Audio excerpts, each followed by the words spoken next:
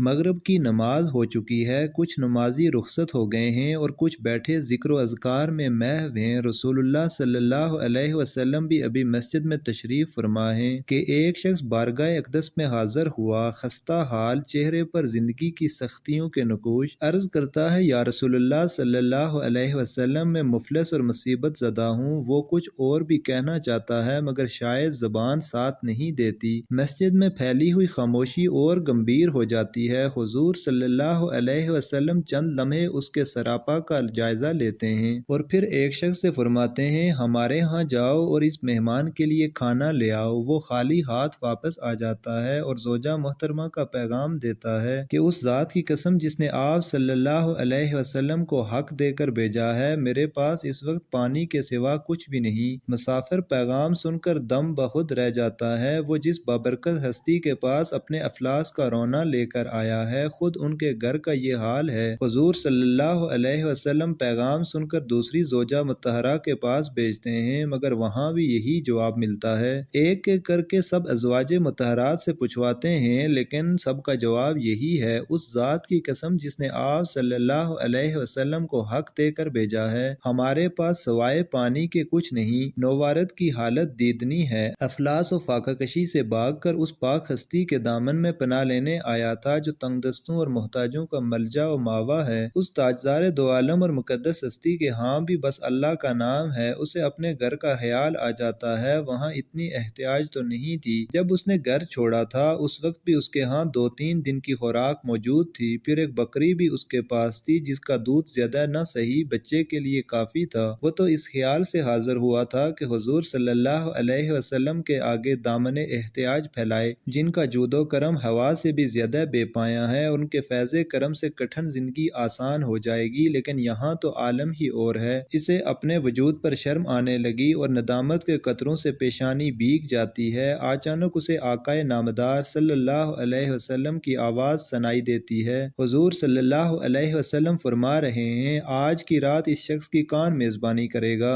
ابو طلحہ رضی اللہ عنہ انصاری اٹھ کر عرض کرتے ہیں، اے اللہ کے رسول صلی اللہ علیہ وسلم، میرا گھر حاضر ہے۔ پھر اس شخص کو ساتھ لے کر گھر آتے ہیں۔ بیوی ام سلیم رضی اللہ عنہا سے پوچھتے ہیں، کھانے کو کچھ ہے؟ رسول اللہ صلی اللہ علیہ وسلم کے ایک مہمان ساتھ آئے ہیں۔ ام سلیم رضی اللہ عنہا کہتی ہیں، میرے پاس تو بچوں کے کھانے کے سوا اور کچھ بھی نہیں۔ ابو طلحہ رضی اللہ عنہ کہتے ہیں، بچوں کو سلا دو اور کھانا دسترخوان پر چن کر چراغ گل کر دو، ہم مہمان کے ساتھ بیٹھے یوں ہی دکھاوے کا منہ چلاتے رہیں گے اور وہ پیٹ بھر کر کھائے گا۔ ام سلیم رضی اللہ عنہا ایسا ہی کرتی ہیں۔ اندھیرے میں مہمان یہی سمجھتا ہے کہ میزبان بھی اس کے ساتھ کھانا کھا رہے ہیں۔ مہمان کو کھانا کھلا کر سارا گھر فاقے سے پڑا رہتا ہے۔ صبح ہوتی ہے تو ابو طلحہ رضی اللہ عنہ رسول اللہ صلی اللہ علیہ وسلم کی خدمت میں حاضر ہوتے ہیں۔ حضور صلی اللہ علیہ وسلم انہیں دیکھ کر تبسم فرماتے ہیں اور کہتے ہیں، تم دونوں میاں بیوی رات مہمان کے ساتھ جس حسن سلوک سے پیش آئے، اللہ تعالیٰ اس سے بہت خوش ہوا ہے۔ پھر حضور صلی اللہ علیہ وسلم وہ آیت تلاوت فرماتے ہیں جو اسی موقع پر نازل ہوئی تھی۔ ترجمہ، اور وہ دوسروں کی ضروریات کو اپنے آپ پر مقدم رکھتے ہیں خواہ انہیں خود احتیاج نہ ہو۔ اس طرح ابو طلحہ رضی اللہ عنہ اور ان کے گھر والوں کے ایثار کی داستان رہتی دنیا تک کلام الہی میں ثبت ہو جاتی ہے۔